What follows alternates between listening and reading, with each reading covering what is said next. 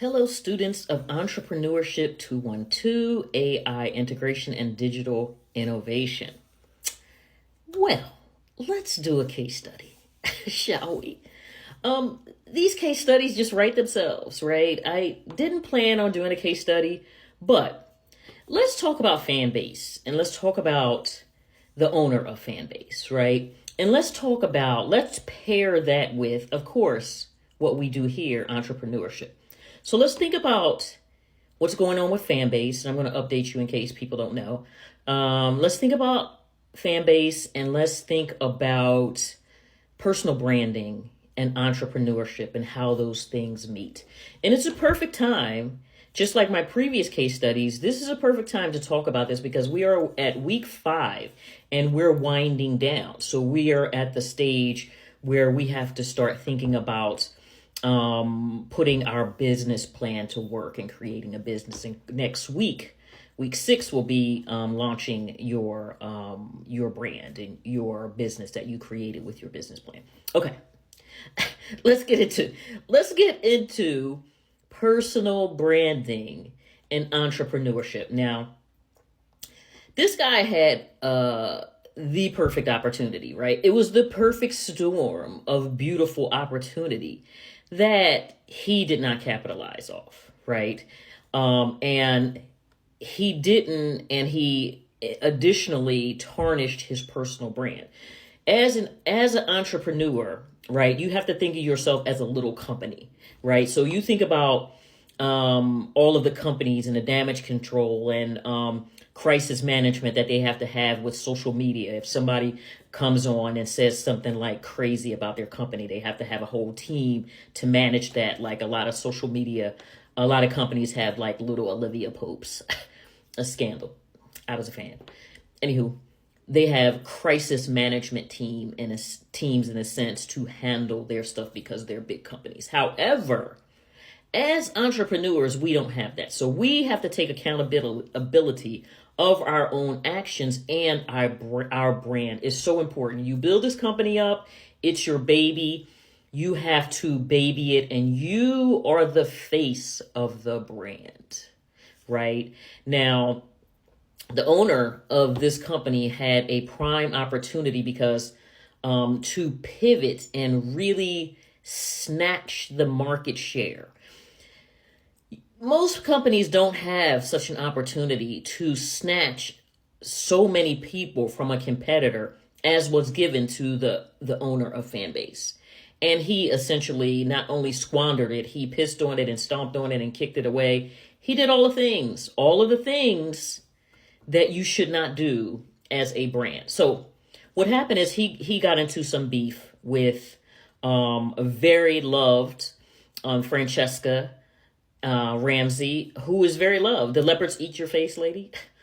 I think that's her. Anywho, he got into a beef with a black woman, right? And on a side note, we as black people, we usually have the ability to read a room. And the room that needed to be read is the 92% was not about the nonsense. We are resting and we are more unified than ever. So he gets into a beef, an online beef with Francesca Ramsey. She's really such a sweet person. I can't imagine even beefing with her, honestly. Anywho, she always seems like a very pleasant person. So he got into like a very nasty beef with her and got really like out of pocket with it. It's your personal brand. It's your company. Right? If you just don't, right? You don't, one, it's just unnecessary, like nonsense, especially in this era in which we are in as black people. We shouldn't be doing this anyway. However, it's your personal brand. This is an example of what not to do. You have to always be conscious of your personal brand. As an entrepreneur, you have to think about what you say online and how that will reflect on your personal brand. Now, I have a personal brand, and my personal brand is really marketing toward entrepreneurs, right? And tapping into people that are dissatisfied with their positions, or they want something better, or they want to be entrepreneurs or whatever. So that's my personal brand. And that's what I lean toward. That's what I talk about, right? So you have to be very careful as you're creating these babies, which it's your company, it's your baby. So that's how you have to view it, as your baby. And you have to be very careful about the things that you say online and know how to read a room, right? I mean, what? Read the room, right? He did not read the room. Fast forward, he had an amazing opportunity to capitalize with his platform off of the people that would tap into TikTok audience. He had the opportunity. Now he needs a crisis management team. He needs to he needs to learn about personal branding and entrepreneurship, and that, yes, you are the man, you have the company, da, da, da, da, da. However, you still have to be able to market the company. And that's one of the reasons why I believe he didn't do as well as he could have, because no one knew about the company. I think he could have